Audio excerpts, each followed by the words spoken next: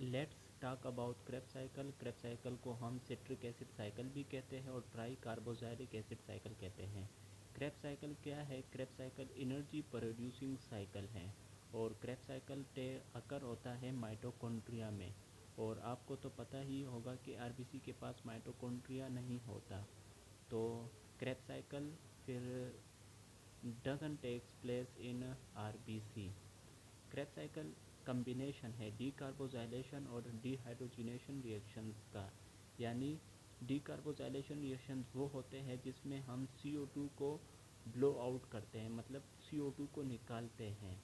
और dehydrogenation reactions वो reactions होते हैं जिसमें transfer the hydrogen and electron into the coenzyme, यानी NAD पॉजिटिव और FAD है। इन दोनों को हमने हाइड्रोजन या फिर इलेक्ट्रॉन देने हैं। तो NAD पॉजिटिव कन्वर्ट हो जाएगा NADH में और FAD जो सा है ये कन्वर्ट हो जाएगा FADH2 में। क्रेब्स साइकिल हमने इस साइकिल में एसिटाइल कोएंजाइम है के पास जो 2 कार्बन है इसको निकालना है। और ये जो 2 कार्बन निकलेंगे किस फॉर्म में निकलेंगे? ये 2 CO2 की फॉर्म में निकलेंगे।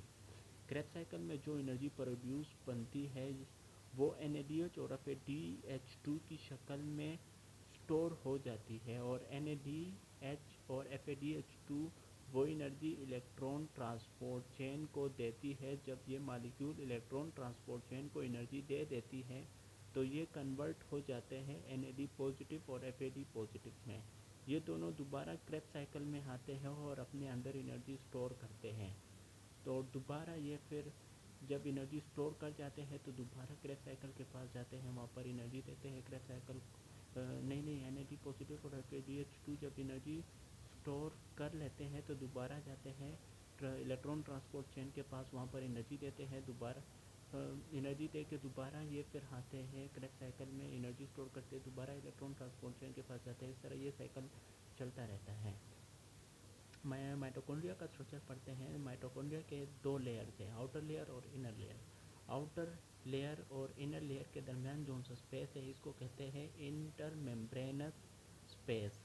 और जो इनर मेम्ब्रेन के अंदर ये जो स्पेस है, ये जो स्पेस है इसको कहते हैं मैट्रिक्स। और क्रेब्स साइकिल टेक्स्ट होता भी यहीं पर है। क्यों यहाँ पर होता है? क्योंकि जो इंजाइम क्रेब्स साइकिल को चाहिए वो इंजाइम मैट्रिक्स में होते हैं, ना कि इंटर मेम्ब्रेनस स्पेस में। और ये भी याद रखें कि NADH and FADH2 both are called reduced coenzymes. अब ये पढ़ते हैं, क्वेश्चन है कि why Krebs cycle are called cycle. क्यों साइकिल हम क्यों कहते हैं इसको? तो साइकिल इसलिए any metabolic pathway in our body in which the final product of the pathway is absolutely identical with the initial substrate। तो ऐसे मेटाबॉलिक पाथवे को हम साइकिल कहते हैं। साइकिल क्यों कहते हैं?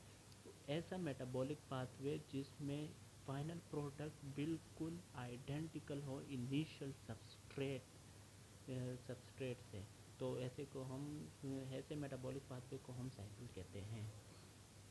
अब ऑक्सीडेटिव फास्फोराइलेशन और सबस्ट्रेट लेवल फास्फोराइलेशन में क्या फ़र्क है?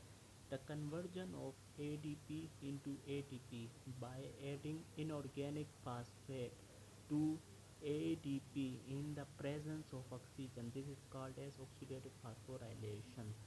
ऑक्सीडेटिव फास्फोराइलेशन ऐसी फास्फोराइलेशन है कि ADP को कन्वर्ट करना है ATP में और इसको देना है इनऑर्गेनिक फास्फेट। और ये तमाम प्रोसेस किसकी मौजूदगी में हो? ऑक्सीजन की मौजूदगी में हो। तो ऐसे प्रोसेस को हम कहते हैं oxidative phosphorylation. Oxidative phosphorylation electron transport chain ETC में होती है। और सबस्ट्रेट लेवल फास्फोराइलेशन ऐसी फास्फोराइलेशन होती है जब when one substrate went into the product and at the same time it phosphorylate the GTP into GTP and the GTP convert ATP into the ATP, this is called substrate level phosphorylation। substrate level phosphorylation simple ये है कि अगर substrate product में convert हो